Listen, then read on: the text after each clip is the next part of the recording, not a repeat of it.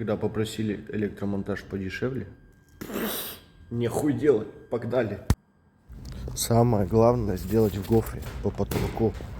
То, что пойдет криво, как-то вообще похуй. Дешево же попросили сделать.